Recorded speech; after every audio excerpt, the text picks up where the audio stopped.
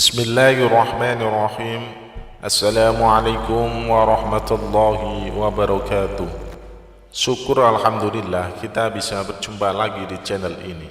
Harapan dan doa saya semoga saudaraku semuanya selalu diberikan kesehatan, dilapangkan rezekinya, diampuni dosa-dosanya, dan dipanjangkan umurnya. Amin ya rabbal alamin.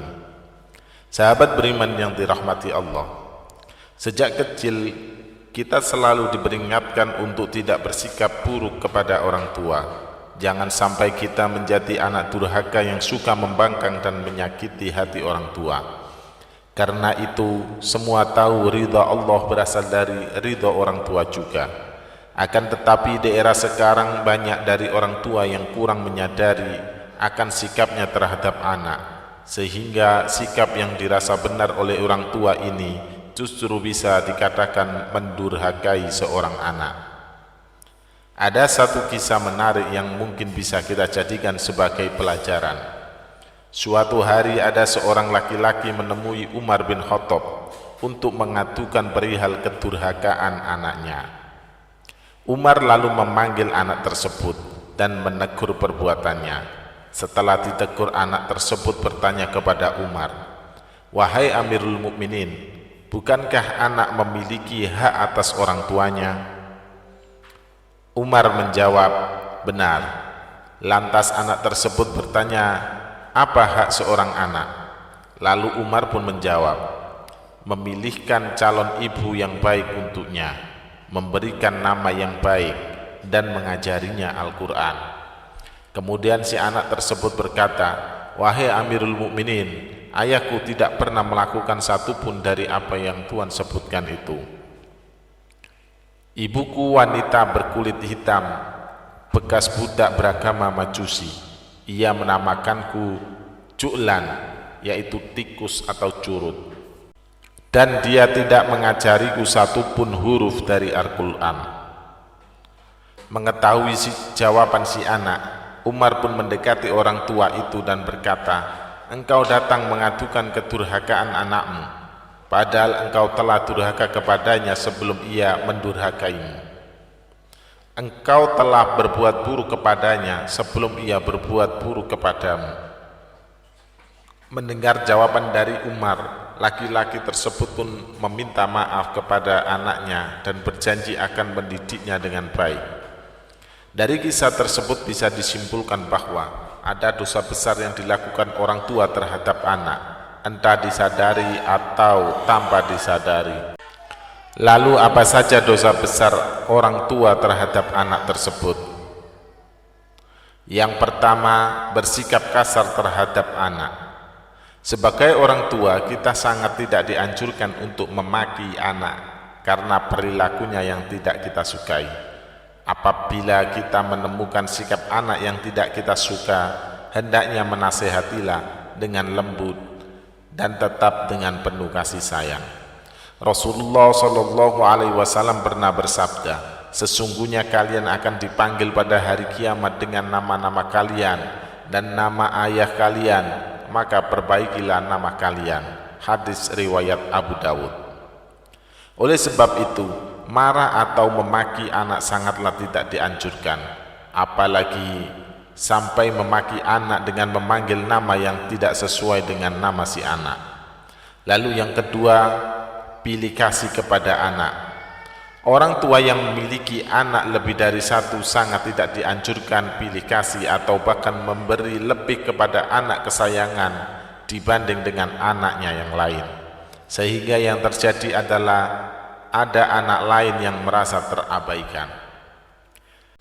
Sikap pilih kasih orang tua kepada anak bisa memicu putusnya tali silaturahmi antar sesama anak dan bisa menyebabkan kecemburuan sosial di antara anak-anak yang lain.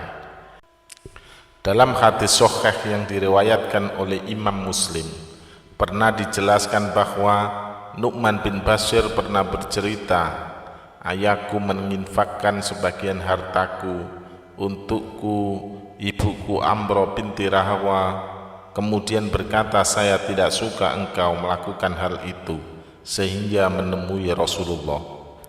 Ayahku kemudian berangkat menemui Rasulullah SAW sebagai saksi atas sedekah yang diberikan kepadaku.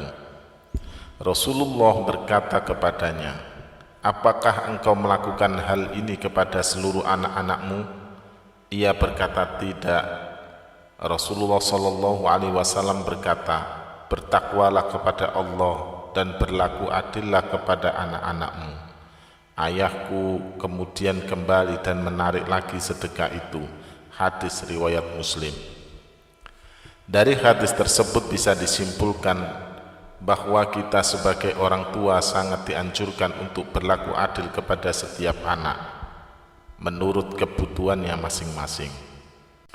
Oleh sebab itu, sebisa mungkin hindari pilih kasih kepada salah satu anak kita, karena dengan perilaku adil menurut porsinya, insya Allah akan terjalin silaturahmi antara anak sampai kapanpun.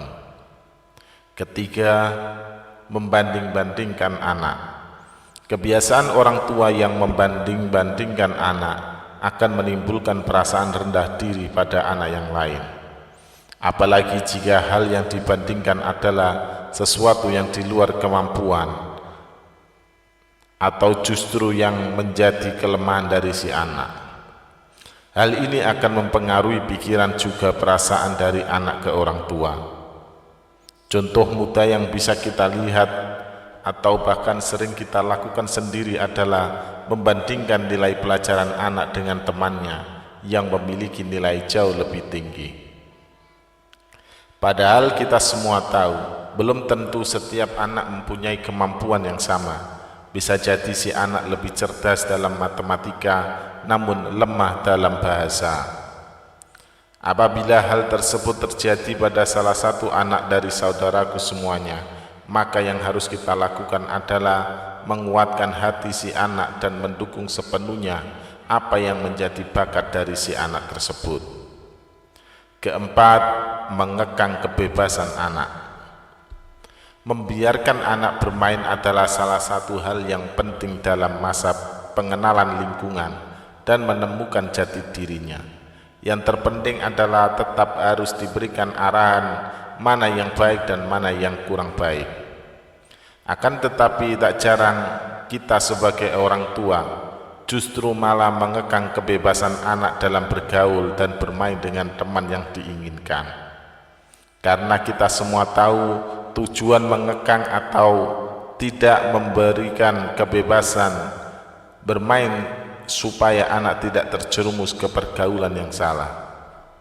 Hal tersebutlah yang akan menjadikan si anak mampu berpikir dan mendapatkan pelajaran penting perihal perbedaan dan mampu membedakan mana yang harus ia teruskan berteman, mana yang harus dijauhi. Oleh sebab itu, hindari kekhawatiran yang berlebih terhadap anak. Yang terpenting adalah keterbukaan anak dengan orang tua harus tetap terjaga. Tujuannya supaya si anak akan lebih nyaman bercerita kepada orang tua apabila ada sesuatu masalah yang belum bisa diselesaikan. Disinilah kesempatan kita sebagai orang tua untuk mengarahkan dan memberikan pengetahuan kepada anak mengenai baik dan buruknya akan suatu hal. Yang kelima, mendoakan keburukan kepada anak. Berdoa bukan hanya di setiap selesai mengerjakan ibadah saja, bahkan setiap ucapan yang keluar dari mulut orang tua semuanya bisa dikatakan sebagai doa. Terkadang kita sebagai orang tua tidak sadar apabila mendapat anak yang tidak mematuhi perintah. Kita langsung berkata buruk kepada anak. Padahal setiap ucapan yang keluar dari mulut orang tua merupakan doa yang bisa jadi langsung dikabulkan oleh Allah Subhanahu wa Ta'ala. Abu Hurairah radhiyallahu anhu berkata bahwa Rasulullah SAW pernah bersabda, ada 3 doa yang dikabulkan: doa orang yang teraniaya, doa musafir, dan doa keburukan orang tua atas anaknya. Hadis riwayat Tirmidzi. Oleh sebab itu, berhati-hatilah dalam berbicara kepada anak. Berpikirlah terlebih dahulu apabila hendak marah kepada anak dan hindari sebisa mungkin terbawa emosi saat marah kepada anak. Apalagi sampai menjumpai anak dengan ucapan yang kurang baik. Karena hal tersebut bisa terjadi kepada si anak di kemudian hari. Dan jika memang benar terjadi, barulah kita akan menyesalinya. Lalu apa yang kita harus lakukan supaya tidak terbawa emosi? Hal yang bisa kita lakukan adalah memperbanyak istighfar terlebih dahulu. Lalu tanyakan alasan kepada si anak perihal apa yang menurut kita atau orang tua menjadi kesalahan dari si anak. Kemudian berikan perumpamaan dan saran, lalu kembalikan kepada si anak supaya menentukan pilihan. Insya Allah si anak tidak merasa tersakiti hatinya dan mampu berpikir bahwasanya hal yang dikerjakan tersebut kuranglah baik dan harus ditinggalkan. Sahabat beriman yang dirahmati Allah, marilah kita sebisa mungkin menjadi orang tua yang bisa dijadikan panutan bagi anak-anak kita. Semoga Allah Subhanahu wa ta'ala selalu melindungi dan menjauhkan kita semua dari perbuatan tercela semasa hidup di dunia.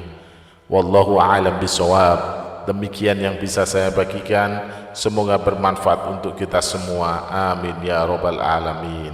Assalamualaikum warahmatullahi wabarakatuh.